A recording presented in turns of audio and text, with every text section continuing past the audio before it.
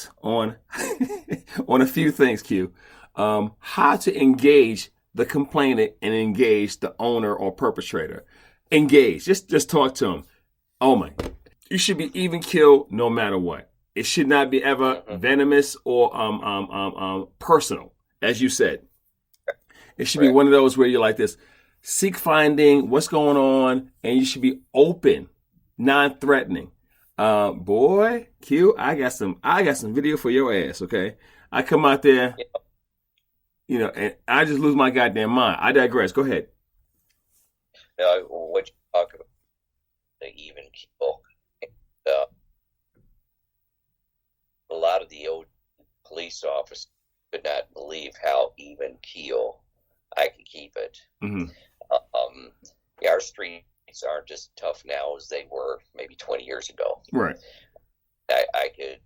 We were probably running into gang members on a daily basis out there, especially animal control in Aurora.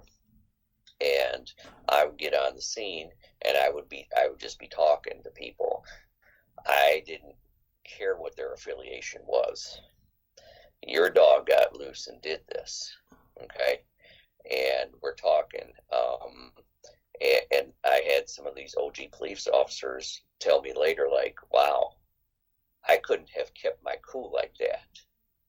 I could not have sit there, as fidgety, and you know how it goes in law enforcement when people start acting fidgety, start moving their fingers a lot, walking back and forth. Oh yeah. And I was able to kind of back off of it, get them to calm down and talk to me. Sometimes they're cussing and swearing at me. That's fine, but that's all part of taking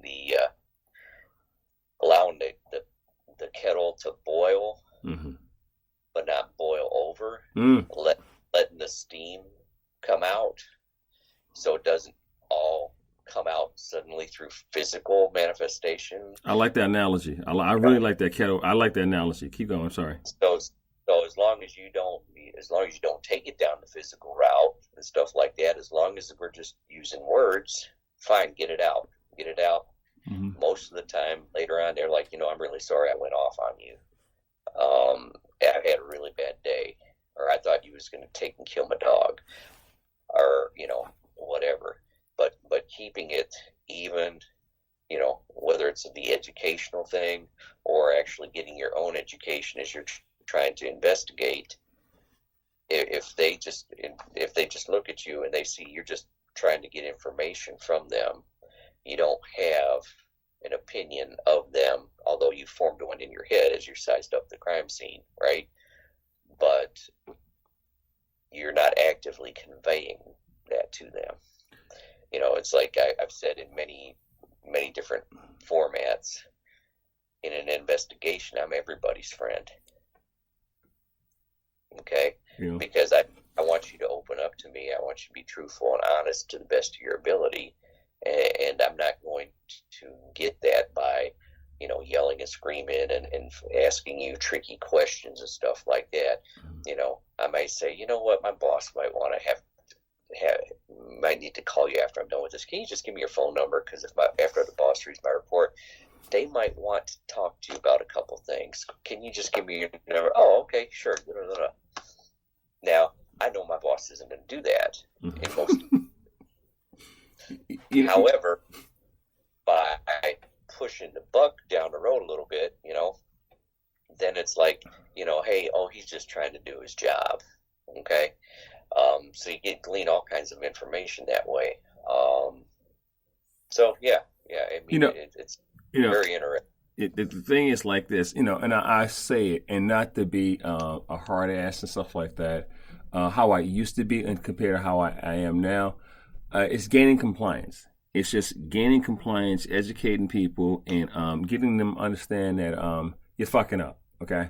I need you to stop fucking up, and let me explain how you fucking up. So the ordinance says this, you didn't know, I got you. But this is what I need you to do, compliance. And I'm going to give you some time to get in compliance, and we'll come back. We good? But it's how you go about talking to that. Because you have a hot individual. Now, don't get it twisted, okay? It's written that like now, I do not raise my decibel. I do not talk loud at all. Right. I mean, I had this one guy. I was in, in Maryland, and it was in Capitol Heights, and it's like one-way streets, real skinny stuff like that. He was blocking my way. I had to go around and go to a routine call. He wouldn't get out my way. He was just sitting there on the phone, and I was like, and I waited. I didn't beep him. I waited, and and I said, then I said, a soft tap, beep. He looked up and basically gave me the finger, right? I'm like, okay, maybe I'm tripping. Okay. But I said, okay. I waited another 5 minutes. I said, hey, I'm trying to wave at him. I'm trying to go around. Can you go? Can I just go around you? Gave me the finger again, right? Now, again, I'm still like, okay, we're good. I'm not there yet. Q is coming, right?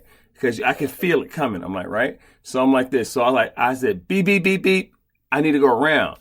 And he said some choice words to me while he's sitting there, and I was like, I cannot get around him. So I said, maybe he don't understand. So I got the vehicle, try to better explain it. When I'm approaching the vehicle, he was a young Clinton. He went ham, aka went off. Okay. I said, okay, now I reverted to me. Okay. So the persona that everybody sees is this shell I wear called Officer Hearst.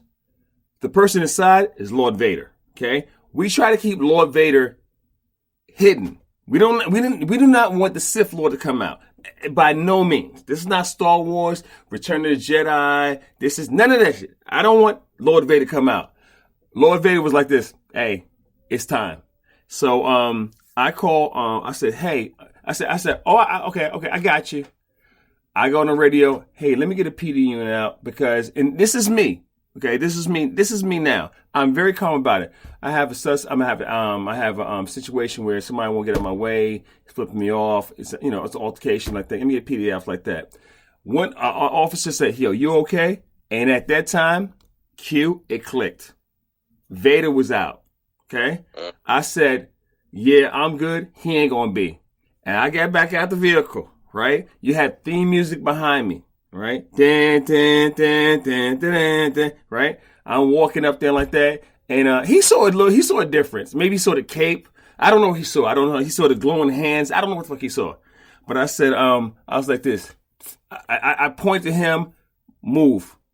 I might have said some choice words. Move. He was like, he looked at me. I was like, and I was dead serious. The whole time, the whole time, I had a guy filming the whole thing for YouTube or TikTok, whatever, filming the whole thing, right? And I talked to him later, and after that, the guy was like this. He got up and sped off. I canceled PD, canceled my boy comments like that. I calmed down, and handled my call. When I got out, the guy who was filming me, he was like, "Yo, you was in the right, he was in the wrong. Yo, he was wrong." I said, "I appreciate you. I appreciate you." Right. Meaning, you never know who's filming you or watching you when you go about your job. And believe me, absolutely, it is hard sometimes to keep Vader. Oh my goodness, it's hard to keep Vader. But I keep Vader in because I'm like this. There's nothing worse for me to go to jail. There's nothing. First of all, I'm not going to jail for damn near anybody. Damn near anybody. And the situation, only thing is, I will tell you, and everybody knows it. And my employer knows it. Everybody knows it. Don't come in my face. Do not come in my personal space. It's not a good thing. You know what I'm saying? And I tell people all the time, I hold you back. I put the hand out. Sir, step back. I say it with a little force. Ma'am, step back. If you come within my hand, son, and I don't, this is not violence, okay? I tell people like this, hey, and I look away, like, don't be the one. I don't like putting hands on people. I don't like hands being put on me. Because this is a workable situation where we can talk this out and be reasonable. We can be disagreeable, but it's reasonable where we can talk it out and get my point across. I don't see a means to what's called use of force or the force continuum. You see what I'm saying? I digress. No, I mean, and I saying too. I would say the only time that I used any physical part of the job wasn't even when I was on the street, Mm-hmm. was more so when I was working inside the shelter. Mm. And we had somebody who was doing community service there, and he was having a very bad day, and he was going to lay hands on my manager. And so I caught him as he was about ready to jump over the front counter to go assault the manager. So I grabbed him and I turned him around. I set him back on the floor and I just said, "You better get out of here because you know the cops are coming." Mm-hmm. Mm-hmm. Mm-hmm. And I think that scared him because he didn't think anybody was going to stop him. And he wasn't a really big guy. He was, one of those maybe 5'6", but really gangly, wiry type young men. But, based on what I knew from his community service record, there was, alcohol and drug use involved in the reasons why he was doing community service. Mm-hmm. It had a bad night. And at that point, I did not put hands on him other than stopping him from going over the counter because he was going to assault the manager. I had a few instances. I had one use of force. They levied against me. They said I didn't have to knock him out. This is real talk. It's not a proud or not. I'm ashamed of like that. It was one of those things where it's a teachable. I say it now, a teachable moment. I had somebody come in my face, and the thing about peer pressure is when you have a crowd around you, they hyping you up to do something because you got a safe face. And I learned how to, especially with gang members, how to pull you to the side, separate you from everybody else, and try my best to talk to you, so you can control them and say, "I'm good." And I'll let you say, "Faye, you can curse me out later," but I'm like, "Hey, let's work this out." And I tell you, go ahead and curse me out. Talk about my mother. I don't really care, but let's make sure this is workable. So we have a plan. Yeah, I was a little, wet behind the ears, and the suspect, he kind of like, I'm going to do it to you for the listeners. And so when somebody like kind of like stomps and come at you, so he did this cue. He said he went like this, right? And the cue's looking at me like, okay. So when you come at somebody or threaten somebody, and just kind of come at it like provoke them, that's not a good thing. It's really not a good thing. And I said, okay. And I learned, because I had to go to fight school after this. I hit him with a right cross, flush, right? So when you hit somebody bone on bone, bone on jaw, and you don't have gloves, it's a huge difference, okay? I hit him straight right cross, and my knuckle went up here. I broke my metacarpal. All right, I get dislocated. It's like that. I had to wear a brace like that. It's called boxer's fracture. I've learned this, okay? And then after, I had my use of force and stuff like that, because they said, you could have talked down, you could have retreated to you like that.